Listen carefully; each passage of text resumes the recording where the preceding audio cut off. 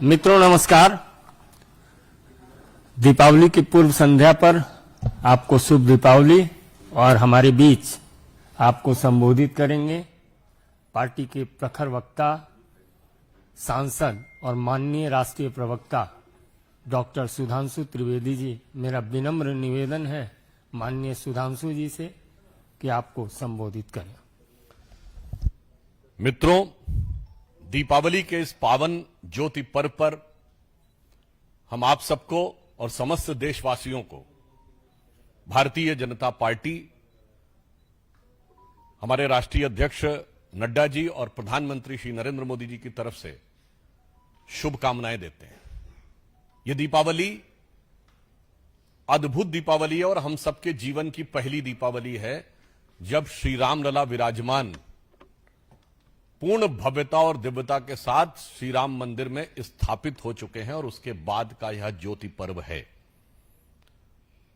परंतु दुख की बात यह है कि वो लोग जो सदैव राम मंदिर के अभियान से द्वेष करते रहे और राम मंदिर निर्माण का क्लेश उनके मन में रहा, वो इस उजाले के पर्व में भी अपने मन के अंधकार को दूर करने में सफल नहीं हो रहे हैं। और इसीलिए लोकतांत्रिक संस्थाओं, लोकतांत्रिक व्यवस्थाओं पर उनके मन का अंधकार हावी होता दिखाई पड़ रहा है। जहां एक तरफ आज चाहे साधु संत हो, जन सामान्य हो या भक्त लोग हो, सभी प्रसन्न हैं, आह्लादित हैं और प्रधानमंत्री श्री नरेंद्र मोदी जी को साधुवाद दे रहे हैं, वहीं इन विपक्षी दलों के मन का अवसाद बार बार उभर कर सामने आ रहा है। तो उनके लिए मैं कहना चाहूंगा कि जो सत्ता का मोह है आपके अंदर, जो हारने के बाद भी दिमाग से जा नहीं रहा है, तो सुंदरकांड में रावण को हनुमान जी ने एक संकेत दिया था। मैं किसी के लिए शब्दशः नहीं कह रहा हूं, जो प्रतीक रामचरितमानस में है मैं उसी के हिसाब से कह रहा हूं। तो हनुमान जी उससे कहते हैं, मोह मूल बहु सूल प्रद त्यागो तम अभिमान और भजो राम रघुनायक कृपा सिंधु भगवान। अर्थात अपने मन का ये जो तामसिक अभिमान है ये छोड़ो और भगवान का निर्मल हृदय से भजन करो। अब मैं आपको बताता हूं वो तामसिक अभिमान और जो उनके शूल के रूप में हृदय में छुपा है वो मोह बताना चाहता हूं। आज जिस प्रकार से चुनाव आयोग ने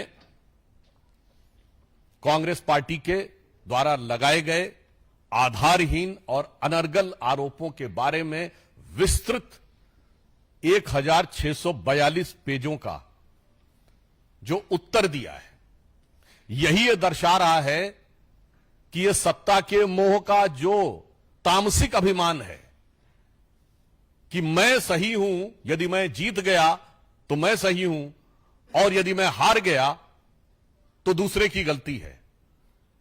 इस प्रकार की बातें जो कांग्रेस ने की हैं, मैं कहना चाहूंगा ऑन द लाइटर नोट, ये मोहल्ले के उस चंचल बालक की तरह हैं जो कहता है कि जब तक मैं बैटिंग कर रहा हूं तो ठीक है और जैसे ही मैं आउट हो गया तो अब मैं एम्पायर की गलती मानता हूं, मैं तो आउट हो ही नहीं सकता। और गंभीरता की दृष्टि से कहना चाहूंगा कि इनके आरोप हास्यास्पद नहीं, संदेहास्पद है। Now the manner in which Congress is trying to demean और put an allegation on the dignity of the constitutional institutions, it is not ridiculous, it is surreptitiously suspicious, क्योंकि इसमें एक डिजाइन, एक मोटिव नजर आता है। सबसे पहले मैं कांग्रेस पार्टी से पूछना चाहता हूं कि केवल आप हरियाणा के इर्द गिर्द देखिए, जम्मू कश्मीर में ईवीएम सही काम कर रही थी और पंजाब में ईवीएम ने सही काम किया, हिमाचल में ईवीएम ने सही काम किया और दिल्ली में ईवीएम ने सही काम किया, और एक राज्य बच गया हरियाणा के बगल में राजस्थान, जहां 2018 में सही काम किया था और 2023 में सही काम नहीं किया और केवल हरियाणा में गलत काम किया। मुझे लगता है 99 के नशे में, सत्ता को अपनी मान लेने के अहंकार में जो नशे में गाड़ी चला रहे थे, उसके एक्सीडेंट के लिए दूसरे को दोष देने वाले बिगड़े दिल शहजादे जैसे दिमाग की मानसिकता से उन्हें बाहर आना चाहिए। देश की प्रबुद्ध जनता इस प्रकार के हास्यास्पद तर्कों को अब संदेहास्पद दृष्टि से देखने लगती है कि मात्र पिछले वर्ष तेलंगाना में भी चुनाव आयोग ने बहुत अच्छा काम किया, कर्नाटक में चुनाव आयोग ने बहुत अच्छा काम किया, पश्चिम बंगाल, तमिलनाडु में बहुत अच्छा काम किया, मगर और आपके अनुसार लोकसभा में बहुत अच्छा काम किया, परंतु जहां आप हार गए वहां के ऊपर सवाल उठा। वैसे बिंदुवार चुनाव आयोग ने उत्तर दिया है, यह एक तकनीकी और संवैधानिक संस्था के द्वारा दिए गए उत्तर के ऊपर मैं कोई टिप्पणी नहीं करना चाहता, मगर मैं इसके राजनीतिक और नैतिक पक्ष के बारे में पूछना चाहता हूं कि कांग्रेस पार्टी ने इस प्रकार की क्यों विचारधारा बना ली है कि वो भारत के लोकतंत्र को हर संस्था के बारे में संदेह उत्पन्न करके अराजकता क्यों उत्पन्न करना चाहते हैं। याद करिए, मात्र 1.5 साल पहले उन्होंने कहा था विदेश में जाकर कि democracy in India has finished, और उसमें उन्होंने जुडिशरी को भी ले लिया था। कभी मीडिया पर आरोप, कभी जुडिशरी पर आरोप। क्या यह सत्य नहीं है कि भारत की सेना के ऊपर संदेह? जबकि डीजीएमओ ने प्रेस कॉन्फ्रेंस की थी, भारत की वायुसेना पर संदेह, भारत के सीएजी पर संदेह। आपके विरुद्ध निर्णय हो जाए कोर्ट में तो कोर्ट पर संदेह, और आपकी सदस्यता बहाल हो जाए तो लोकतंत्र की विजय। मैं देश की जनता से गंभीरता से कहना चाहता हूं कि अभी मात्र कुछ दिन पहले आपने देखा होगा कि उनके सबसे प्रमुख नेता और सदैव उद्वेलित रहने वाले नेता ने कहा कि मैं अनऑफिशियल एमपी रहूंगा। ये अनऑफिशियल एमपी की मानसिकता वाली पार्टी, जिसने देश को 10 साल एक अनऑफिशियल पीएम भी दिया, जिनके बारे में आज भी यह शक है और जनता में भाव है कि अनऑफिशियल पार्टी प्रेसिडेंट है, और वो दिल्ली में उसके साथ है जहां अनऑफिशियल सीएम है, वो देश की ऑफिशियल कॉन्स्टिट्यूशनल संस्था पर सवाल उठा रहे हैं। मैं देश की जनता से कहना चाहता हूं कि इन लोगों के विचार के कारण लोकतंत्र खतरे में है। क्या यह संभव है कि किसी संसदीय क्षेत्र में कोई दूसरा व्यक्ति कहे कि यहां से प्रतिनिधि कोई और है मगर यह मेरा क्षेत्र है? जैसे हम सब ने सुना कि सरकार की शपथ कोई और ले रहा है और माना जा रहा है चला कोई और रहा है, पार्टी का अध्यक्ष पद कोई और है और चला कोई और रहा है। इसके तमाम प्रकार के उदाहरण हैं, और तो और दिल्ली में तो यह भी उदाहरण देखने को मिल रहा है कि अपने मुंह से कह रहे हैं कि असली सीएम कोई और है। मुझे लगता है ऐसे विचारों से देश की जनता को अब सावधान और सतर्क रहने की आवश्यकता है। अब विषय यह नहीं है कि हम इनको हंसी में उड़ाएं या बचकाने ढंग से बात करें। देश की हर संस्था के बारे में आक्षेप लगाना, क्या यही कांग्रेस पार्टी नहीं है जिसने कहा था कि एसबीआई बर्बाद हो गई, एलआईसी बर्बाद हो गई? एलआईसी ने पिछले तिमाही में all time high profit gain किया है। स्टेट बैंक ऑफ इंडिया ने पिछले तिमाही में all time high profit gain किया है, प्राइवेट और वो मिलाकर। एचएएल बर्बाद हो गई, इन्होंने कहा था। देश की हर संस्था के बारे में आक्षेप करना यह किसी भयानक संदेहास्पद डिजाइन का हिस्सा नजर आता है। इसलिए चुनाव आयोग के उत्तर के बाद हम ये अपेक्षा करते हैं कि कांग्रेस पार्टी को देश से माफी मांगनी चाहिए और आत्म अवलोकन करना चाहिए। आप चुनाव आयोग की बात नहीं मान रहे, अरे अपनी पार्टी के नेताओं की तो बात मानिए। तो कितने ही नेता ऑफिशियली बोल चुके हैं, कुछ एक तो हरियाणा के और कुछ लोग जो हैं वो अनऑफिशियली कितना बोल रहे हैं। तो मुझे लगता है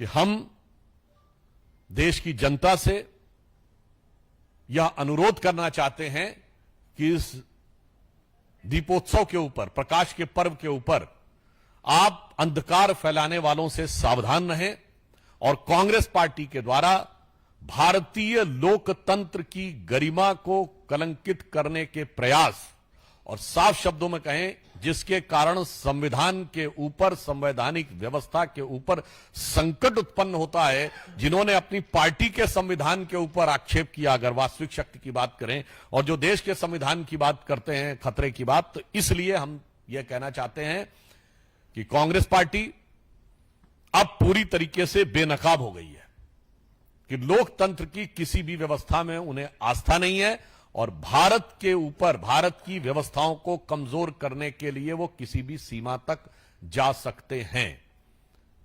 तो मुझे लगता है शायद भारत के इतिहास में पहला मौका हुआ होगा जब इतना विस्तृत जवाब चुनाव आयोग की तरफ से आया हो, और जिसमें एक सतर्कतापूर्ण टिप्पणी भी है कि इस प्रकार की चीजों से हिंसा को बढ़ावा मिल सकता है। और हमें लगता है कि कांग्रेस पार्टी के तमाम नेता जो इस प्रकार की बातें पहले बोल चुके हैं, जिसमें बांग्लादेश इत्यादि का रेफरेंस देते थे, तो उनके मन का मनोभाव यह हो सकता है। इसलिए मुझे लगता है कि वो पार्टी जो 2019 में सर्वोच्च न्यायालय को गलत कोट करने के लिए जिनके नेता को माफी मांगनी पड़ी थी, आज चुनाव आयोग के इस विस्तृत निर्णय के बाद उन्हें चुनाव आयोग नहीं, देश की जनता से माफी मांगनी चाहिए। धन्यवाद। रविकांत राय, टाइम्स नाउ भारत।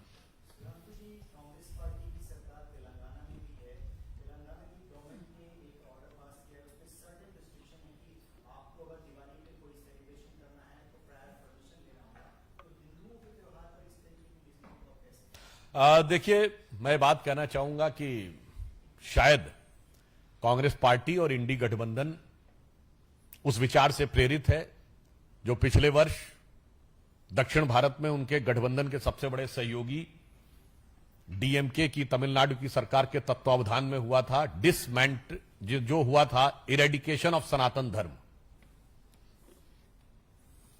और फिर उनके उत्तर भारत के बड़े सहयोगियों ने रामचरितमानस फाड़ने का प्रयास किया था, और उससे पहले 2021 में दुनिया की कई यूनिवर्सिटीज में डिसमेंटलिंग ग्लोबल हिंदुत्व कॉन्फ्रेंस हो चुकी है।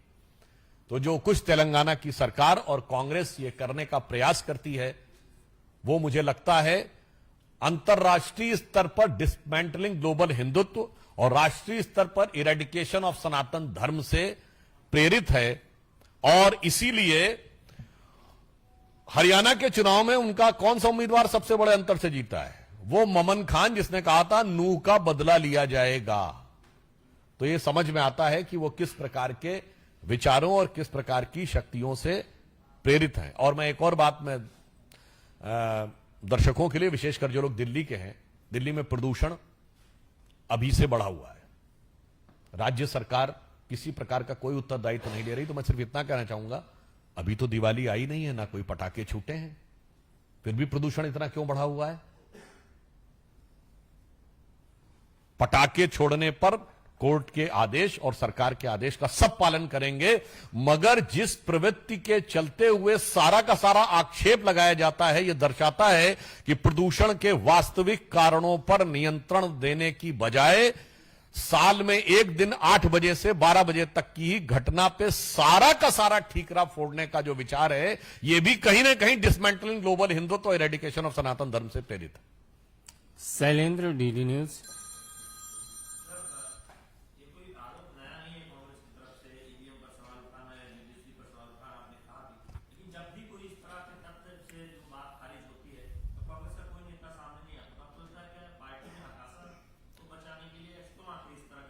नहीं, मुझे लगता है वो हताशा में नहीं, पहले वो आत्मविश्वास के अतिरेक में होते हैं और उसके बाद विक्षिप्तता में आ जाते हैं।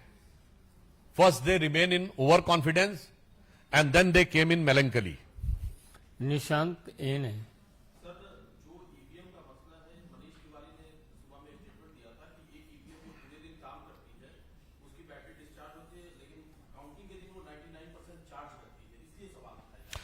देखिए, इस सारे विषय के ऊपर चुनाव आयोग ने क्रमवार जवाब दिया है। वो तकनीकी पक्ष के जवाब को हम यहां पर रीट्रेट नहीं करना चाहेंगे। उनके सारे इलेक्शन एजेंट्स थे, उनके सामने चीजें रखी जाती हैं, एक एक चीज वीडियोग्राफी होती है। मगर मैं कहना चाहूंगा, जिनके राजनीतिक दिमाग में, राजनीतिक संदर्भ में कर रहा हूं, राजनीतिक दिमाग में कहीं और की बैटरी लगी हुई हो तो मुझे लगता है वो बैटरी ऐसे ही सिग्नल देगी कि जिससे भारत के बारे में तमाम अनाप शनाप की बातें कही जा सके।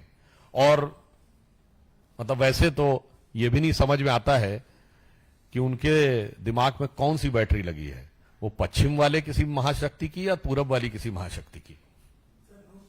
एक मिनट बॉस, संतोष जी, इसके बाद आप कर लीजिए।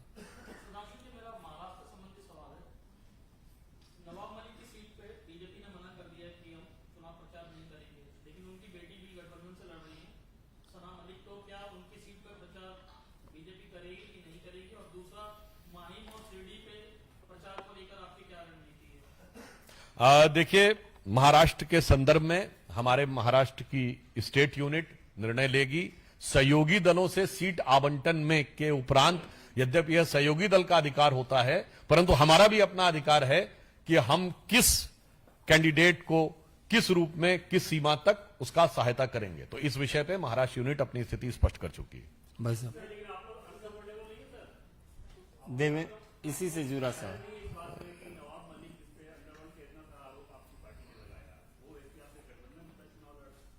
मुझे लगता है कि सबसे बड़ा अनकंफर्ट तो वहां टॉप लेवल पे है। उद्धव जी कहते रहे कि मुख्यमंत्री का चेहरा उन्हें प्रोजेक्ट कर दिया जाए, जिसके लिए उधर गए थे, और यह स्थिति यह है कि उनको भी डबल डिजिट में अटका दिया गया। मतलब कांग्रेस जो पिछली विधानसभा के जीती हुई सीटों के अनुसार नंबर 3 की पार्टी थी महाविकास आघाड़ी में महाराष्ट्र में, वो सीटों के बंटवारे में नंबर 1 की पार्टी हो गई। हम तो महायुति में तब भी नंबर 1 की पार्टी थे और आज भी नंबर 1 की पार्टी है। तो मुझे लगता है कि उद्धव जी और शरद पवार जी को सोचना चाहिए कि तोरी गठरी में लागा चोर, मुसाफिर मन की आंखें खोल। जी,